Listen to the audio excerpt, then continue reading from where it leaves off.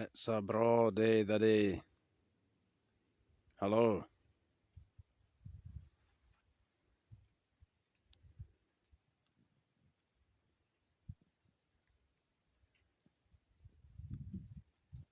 I took this to pieces last night. My wife and I, we pondered over this thing, this staple gun here. Man, for an hour or two, we were hard at it. No schematics available. Yeah, it fell off the ladder and then it stopped working. It was just, it had gone limpo, you know, you just squeeze and nothing happened. So it took me ages to even find my one toolkit that has the safety torques on it.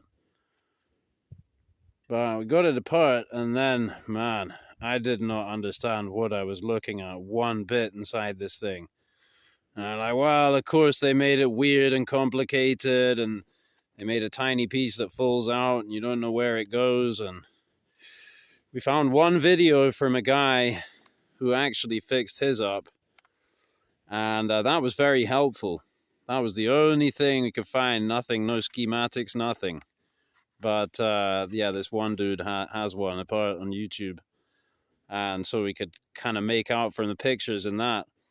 And finally, after so much humming and hawing and not understanding this part, that part, the other part, seeing how it all goes together, it doesn't work, now it's jammed, now it's...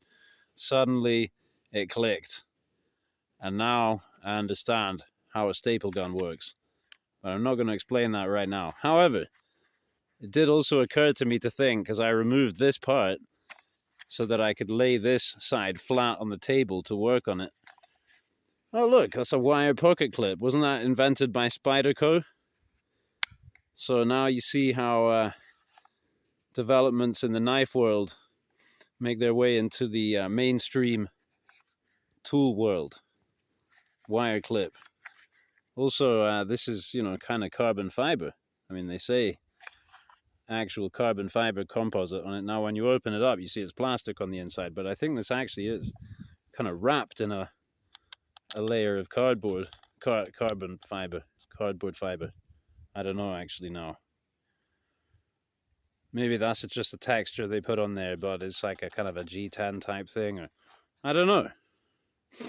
But it's very lightweight and it's an excellent staple gun. So when it failed, I was ultra disappointed. Also because that put the kibosh on the project we were working on, insulating the dog kennel with some canvas. Now, the main event, a knife. This is an E-Volve Khopesh, the discontinued one with the chevrons on the thumb stud. Chevron motif is repeated on the pocket clip here. That's the E for E-Volve.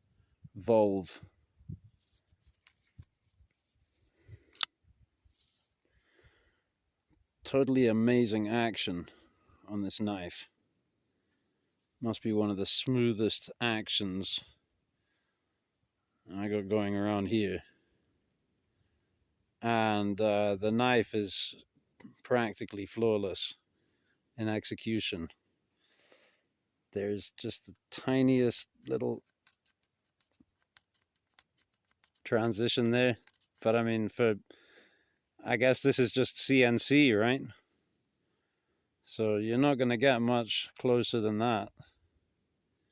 You can see that little line of light there. So yeah, okay, that's not custom knife maker level, but look at this little cutout here for the, and everything is also, this is a complaint, is this is just not very comfortable to operate, there being no cutout here, and it's kind of very well rounded off, but that means that you don't get that much purchase on it. It tends to be a little slippy, so maybe that could be sharpened or a small amount of this scale could be removed here to make a cutout, or you just learn to live with it. But that action is very smooth. That's a nice big knife, huh? Can put her next to my tactical so-called pukko. for comparison. Yeah, full-size knife. And kind of this kind of funny looking blade shape, actually, if you just check out the shape of the cutting edge, you know, imagine you just cut that part out, you'd have a fairly conventional blade shape there, yeah? But this obviously gives you strength of the tip. Also a little Nessmuck-esque, kind of reminds me of the William Collins Nessie, he calls it.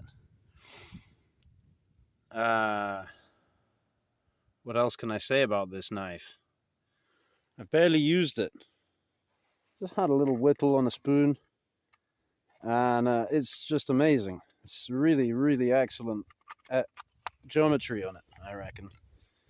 It's flat grind, very flat, very nice and thin behind the edge. They put a really good edge on it. And yeah, look how straight this thing is. Straight and true.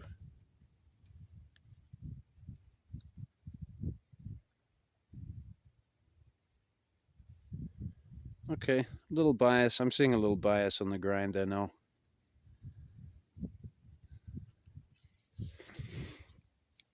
That's typical right-handed grinder. If it was, I don't know whether this is ground by hand or what, actually.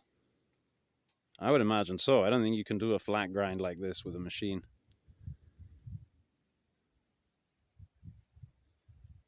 Or is that very slightly hollow? I don't know. I think it's flat. Look down here at the plunge.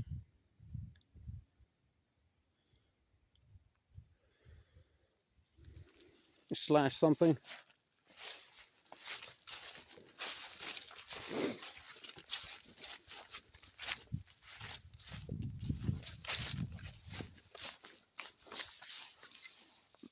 Boop. No lanyard hole, but you could put a lanyard around this this spacer here. It's pretty cool. And yeah, pretty good range. Some flick cuts.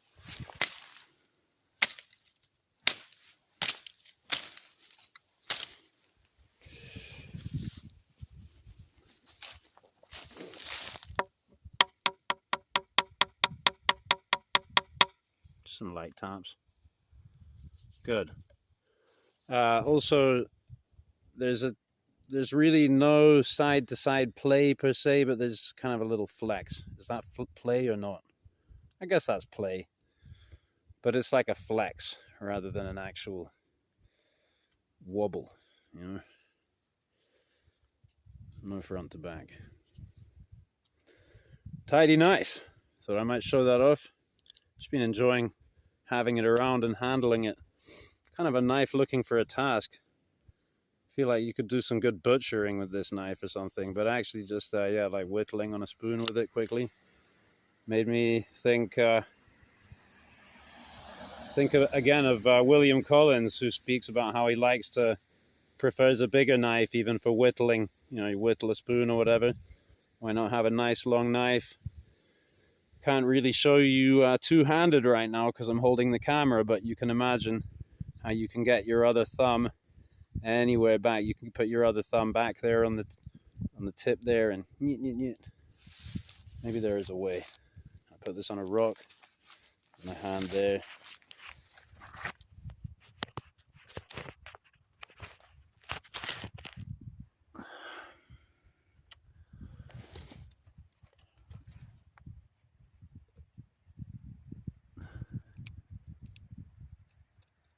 See what I mean? Oops, that's totally, completely rotten example of cutting medium. Well, maybe we'll be seeing more of this knife. Maybe I'll find something to do with it. Maybe I'll find the need to do some sharpening. Or some mod. Can't help but imagine this with some nice cherry burl scales on it or something. That'd be quite a job, huh? You have to hollow it out to do it by hand. I mean, like I would be doing it. So I probably won't be doing that anytime soon.